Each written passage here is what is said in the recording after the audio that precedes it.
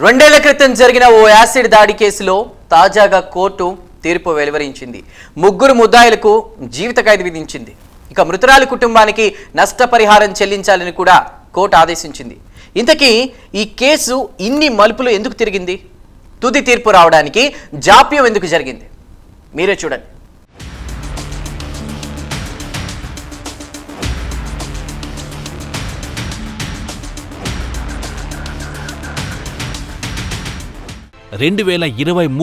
ఏలూరు నగరంలో ఓ మహిళపై దుండగులు యాసిడ్ దాడికి పాల్పడి ఆమె మృతికి కారణమయ్యారు. విద్యానగర్కు చెందిన ఎడ్ల ప్రాంచీనమ్మ రాత్రివేళ ద్విచక్ర వాహనంపై ఇంటికి వెళ్తోంది.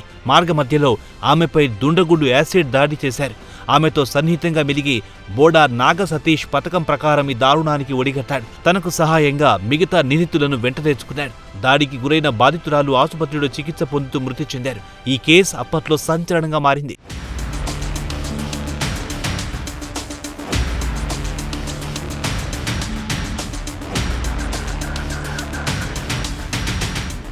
ఈ కేసులో ముగ్గురు ప్రధాన నిందితులకు జీవిత ఖైదీ విధిస్తూ జిల్లా ఎస్సీ ఎస్టీ స్పెషల్ జడ్జి 8వ అదనపు జిల్లా సెషన్ జడ్జి కోర్టు 2023లో తీర్పునిచ్చింది. ఈ తీర్పును సవాల్ చేస్తూ నిందితులు హైకోర్టులో పిటిషన్ దాఖలు చేశారు. పూర్వాపరాలు పరిశీలించిన హైకోర్టు తీర్పు నిలుపుదల చేయాలని, కేసును మళ్లీ ట్రయల్ చేయాలని అదే న్యాయస్థానాన్ని ఆదేశించింది. నిందితులకు బెయిల్ మంజూరు చేసింది.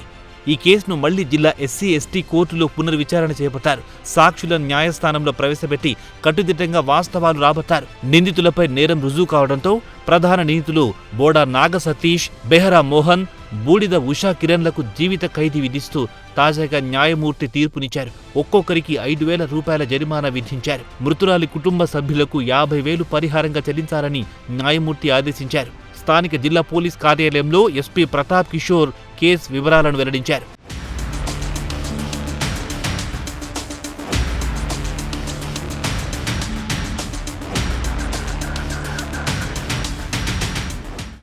ఈ కేసులో 5వ నిందితుడు కొల్లా త్రివిక్రమ్ రావుకు 1,500 రూపాయల జరిమానా వేశారు. మరో ఇద్దరు షేక్ కాష్ బాబు, సత్యనారాయణపై నేరం రుజువు కాకపోవడంతో నిర్దోషులుగా ప్రకటించారు. మీడియా మిత్రులందరికీ నమస్కారం అండి. ఈరోజు చాలా ఇంపార్టెంట్ జడ్జిమెంట్ ఒకటి వచ్చింది. న్యాయం ఖచ్చితంగా బాధితులకు అందుతుంది. న్యాయస్థానాలు కానీ పోలీస్ కానీ ఒకసారి కొన్నిసార్లు డిలే అయినా కూడా చాలా ఫాస్ట్గా ఈ న్యాయం అందుతుందని ఈరోజు ఇచ్చిన ఒక ముఖ్యమైన ఇంపార్టెంట్ కేసులో ఈ తీర్పు ద్వారా మనకు అర్థమవుతుంది. మన crime number 80/80/2023 women police station Eluru. ఇది 2023 సంవత్సరంలో విద్యానగర్లో ఒక యాసిడ్ కేసు మీ అందరికీ గుర్తుండుంటుంది. ఆ లేడీ మీద అతి దారుణంగా లవరు యాసిడ్ పోసి ఆ అమ్మాయిని చంపడానికి ట్రై చేసిన కేసు ఇది. 38 సంవత్సరాల అమ్మాయికి వివాహితామ. ఆమె కుమార్తెతోటి తల్లిదండ్రుల వద్ద నివాసం ఉన్నప్పుడు వాళ్ళ చెల్లెలతోటి కొంచెం సన్నిహిత్యం పెంచుకొని ఈ అమ్మాయి కొంచెము అడ్డంగా ఉంటుందన్న ఒక కారణంతో ఆ అమ్మాయి మీద ఇతను యాసిడ్ పోసి హతమార్చడానికి ట్రై చేశాడు. ఈ కేసులో ఈ బోడా నాగ సతీష్ ముద్దాయిలు A1 A3 బోడా నాగ సతీష్, బెహర్ మోహన్, ఈ బూడిద ఉషా కిరణ్ వీళ్ళందరికీ కూడా సెక్షన్ 302 కింద యావజ్జీవ శిక్ష ఒక్కొక్కరికి విధించడమైంది. అదే కాకుండా మళ్ళీ వాళ్ళకి చేరే అందరికీ కూడా 5,000 రూపాయల జరిమానా, మళ్ళీ ఈ A1 A2 A3 ఈ ముగ్గురు ముద్దాయిలకు కూడా మళ్ళీ ఈ గ్రీవియస్ హర్ట్ 326A సెక్షన్ కింద 10 సంవత్సరాలు మళ్ళీ కఠిన కారాగార శిక్ష విధించడం జరిగింది. ఆ 326 సెక్షన్ కింద మళ్ళీ అందరికీ 25,000 రూపాయల జరిమానా కూడా విధించారు.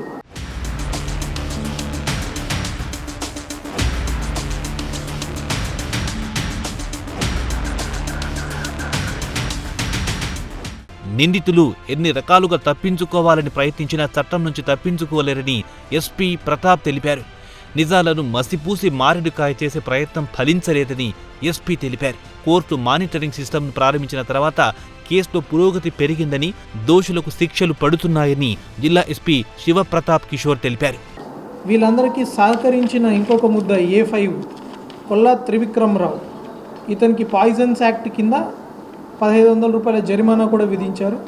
ఈ చనిపోయిన మృతురాలి బంధువులకు 50,000 రూపాయలు పరిహారం కూడా కోర్టు ఆదేశించింది. A4, A6 వీళ్ళకి నిర్దోషులుగా వీళ్ళని ప్రకటించారు. ఈ కేసు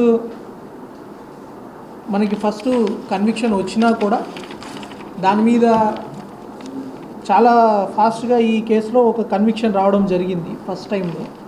ఆ కన్విక్షన్ వచ్చినప్పటికీ మళ్ళీ హైకోర్టులో అప్పీల్ చేయడము, హైకోర్టులో పాత ట్రయల్లో కొన్ని చిన్న చిన్న క్లరికల్ ఇష్యూస్ని సాకుగా వాడుకొని ముద్దాయిలు తప్పించుకోవడానికి ప్రయత్నం చేసి కొత్తగా మళ్ళీ ట్రయల్ కండక్ట్ చేయాలని వాళ్ళు హైకోర్టులో అప్పీల్ చేసుకోవడం జరిగింది. ఈ హైకోర్టు దానికి స్పందించి వాళ్ళు ఆర్డర్ ఇచ్చినప్పుడు మళ్ళీ ఫస్ట్ ట్రయల్ కంటే ఇంకా ఎక్కువ ఫోకస్ పెట్టి మన కోర్ట్ మానిటరింగ్ సిస్టమ్ అయితేనేమి, మన పబ్లిక్ ప్రాసిక్యూటర్స్ టీమ్ అయితేనేమి ప్రతి చిన్న మిస్టేక్ కూడా పోకుండా ప్రతిదీ జాగ్రత్తగా ఫాలోఅప్ చేసుకొని ఈ కేసులో మళ్ళీ తీర్పు తెప్పించుకొని కన్విక్షన్ రప్పించగలిగారు. దీని ద్వారా 2 సార్లు ట్రయల్ జరిగిన కేసులో కూడా మళ్ళీ కన్విక్షన్ రావడం అనేది పోలీస్ ఆ కేసులో రాబట్టిన ఆధారాలు కావచ్చు, ఆ కేసులో మన కోర్ట్ మానిటరింగ్ సిస్టమ్ ప్రతిభ కావచ్చు, మన ప్రాసిక్యూషన్ టీం కావచ్చు, వీళ్ళందరి ద్వారా న్యాయం అనేది అక్యూజ్డ్ ఎన్ని రకాల ప్రయత్నాలు చేసి మసిపూసి మారేడుకాయ చేసినా కూడా ఖచ్చితంగా నిజాన్ని వెలికి తీస్తారు. వెలికి తీయడం కాకుండా దాన్ని కోర్టులో కూడా ప్రూవ్ చేసి శిక్ష పడేంత వరకు వదిలిపెట్టారని ఇంకొకసారి ఈ కేసు తోటి ప్రూవ్ అయింది.